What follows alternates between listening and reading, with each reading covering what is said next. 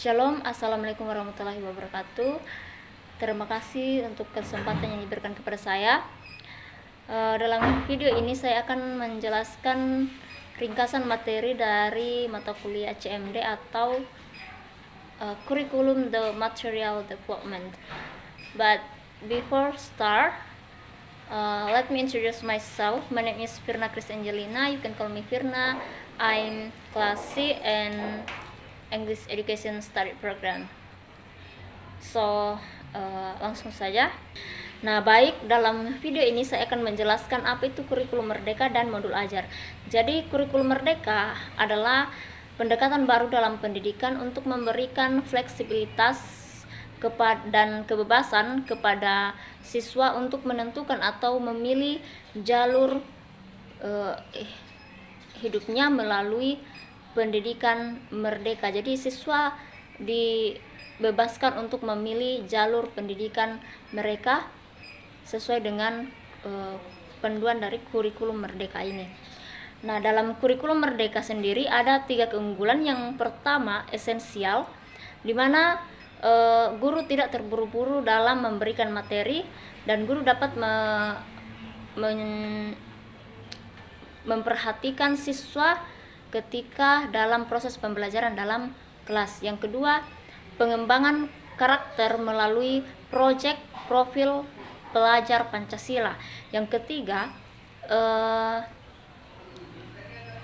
fleksibilitas bagi sekolah, di mana guru memberikan pembelajaran sesuai tingkat kemampuan dari murid-muridnya. Jadi adapun tujuan dari kurikulum merdeka itu sendiri adalah untuk memberikan perubahan dalam pendidikan di Indonesia yang lebih adaptif, inklusif, dan relevan dengan tuntunan zaman. Kemudian evaluasi dalam kurikulum merdeka tidak hanya berdasarkan pada pengetahuan akademis, tetapi juga berdasarkan pada kemampuan siswa atau murid-murid dalam menerapkan pengetahuan dan keterampilan dalam konteks kehidupan yang nyata. Jadi kurikulum merdeka ini tidak hanya berfokus pada nilai akademis, tetapi juga berfokus pada kemampuan siswa dalam menerapkan pengetahuan atau keterampilan melalui kehidupan atau melalui aksi nyata. Jadi yang berikut yaitu struktur kurikulum merdeka. Jadi struktur kurikulum merdeka terdiri dari 6 bagian. Yang pertama, program intrakurikuler yang berisi tentang muatan atau mata pelajaran dan muatan tambahan seperti muatan lokal. Kegiatan pembelajaran yang dilakukan di dalam kelas dengan harapan dapat mengembangkan kompetensi murid sesuai dengan capaian pembelajaran dan fasenya, dengan melakukan berbagai cara seperti membangun rasa percaya diri, rasa ingin tahu murid, dan merancang pembelajaran atau kegiatan yang menarik dan dihubungkan dengan kehidupan atau lingkungan sekitarnya sehingga menjadi pembelajaran yang lebih bermakna. Yang kedua yaitu program ekstrakurikuler, di mana kegiatan program ini tetap diadakan pada pembelajaran dengan kurikulum merdeka. Ekstrakurikuler ini dapat dikembangkan oleh satuan pendidikan sesuai dengan kapasitas dan minat karakteristik dari murid atau siswa-siswa yang ada di sekolah tersebut. Jadi yang ketiga yaitu proyek penguatan profil Pancasila, di mana program ini merupakan program yang paling mendasar dalam kurikulum Merdeka Belajar yang berbasis proyek untuk menguatkan profil pelajar Pancasila melalui beberapa poin atau tema, di mana poin pertama yaitu gaya hidup yang berkelanjutan, yang kedua kearifan lokal, yang ketiga Bhinneka Tunggal Ika, yang keempat bangunlah jiwa dan raganya, yang kelima suara demokrasi, dan keenam berekayasa dan berteknologi untuk membangun NKRI, dan yang ketujuh yaitu kewirausahaan.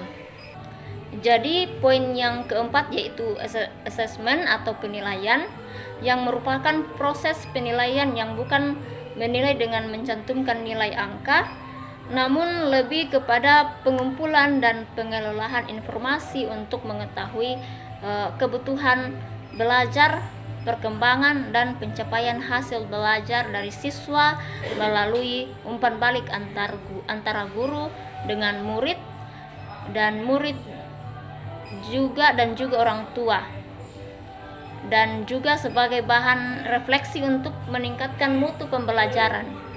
Dan poin yang kelima yaitu alokasi waktu, di mana kelulusan pengajaran dalam menentukan alokasi waktu pembelajarannya secara fleksibel dengan cara menggunakan model pembelajaran yang sudah disediakan. Yang keenam, perangkat ajar. Pengajar juga bisa leluasa dalam memberikan perangkat ajar, tidak hanya menggunakan buku, tetapi juga dapat melalui media seperti modul ajar, modul project, buku, non-teks, video, atau media cetak digital lainnya. Jadi itulah penjelasan dari kurikulum Merdeka Belajar. Dan selanjutnya yaitu penjelasan dari apa itu modul ajar.